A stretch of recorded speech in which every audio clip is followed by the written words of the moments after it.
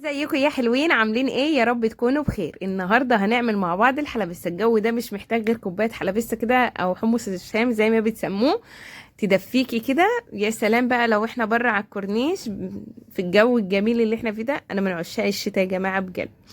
كوبايه الحلبسه دي بقى على الكورنيش مع حبايب القلب، في حتة تانية خالص. تحس ان انت عايشة في عالم كده غير العالم الواقعي اللي احنا عايشين فيه.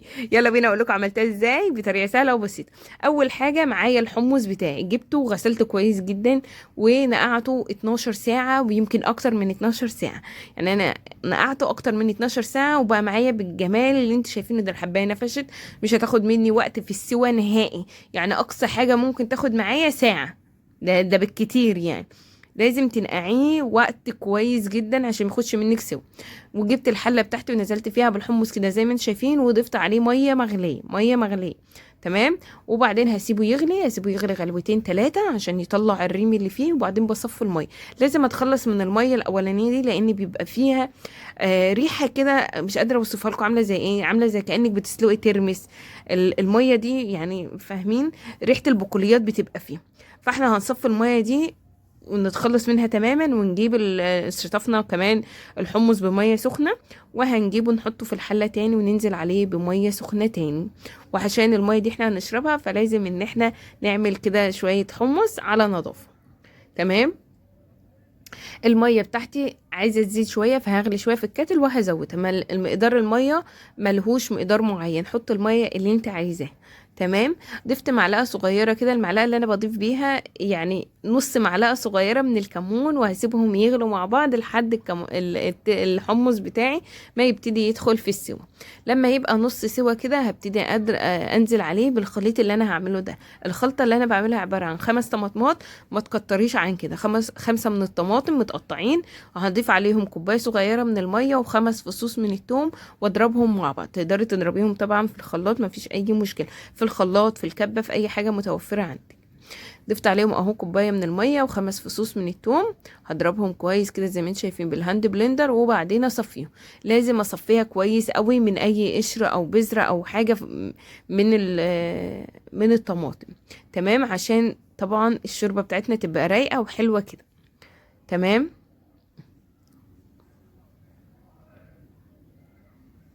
احلى حمص شام هتعمليه وتاكليه. طبعا بما ان مفيش خروج وفي امتحانات، فاحنا قاعدين في البيت تحت البطاطين مع حبايب القلب برضه. وبعدين معانا كل واحد ماسك كوبايه الحمص بتاعه. هنصفي كده كويس اهو.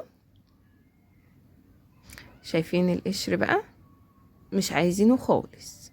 هناخد الخليط بتاعنا ده، والحمص بتاعنا دخل في السوا، نزلنا عليه بالخليط زي ما انتم شايفين، وحطيت معلقتين صغيرين من الملح. اظبط الملح حسب رغبتك. تمام. بديله تقليبه كده زي ما انتم شايفين، وبغطي عليه، بس كل ده على نار متوسطه. بغطي عليه وبسيبه بقى لما يستوي والطماطم بتاعتنا تستوي ويبقى طعمها كده حلو. مش هياخد منك نص ساعة. نص ساعة بعد ما تحط الطماطم بتاعتك هتلاقيه استوى وطعمه زي الفل.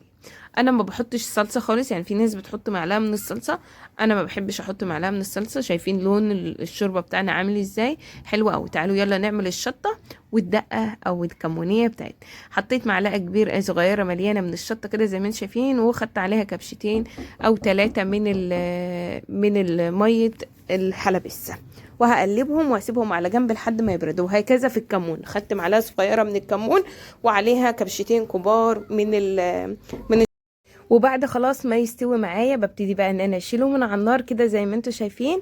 خلاص لما الكمونيه بتاعتي والشطه بردت، عبيتها في الازايز بتاعتي كده زي ما انتم شايفين. معايا بقى حمص الشام اهو، هبتدي ان انا اقدمه بقى لاولادي ولحبايبي. ببتدي ان انا اعبيه في كوبايات كده زي ما انتم شايفين. وطبعا اتوصي بالحمص، ما تحطيش وحدتين في الكوبايه وبقيت الكوبايه ميه بس. لا، اتوصي بالحمص شويه. انت عاملاه في البيت. شايفين ما شاء الله الكوبايه بتتباع بره بشيء وشويات. اي نعم، هو الحمص اساسا غالي، يعني اتفاجئت بسعره بصراحه.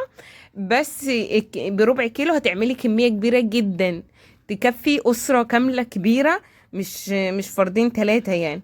طبعا بتبتدي بقى تزودي الحاجات اللي انت عايزاها انت وراحتك.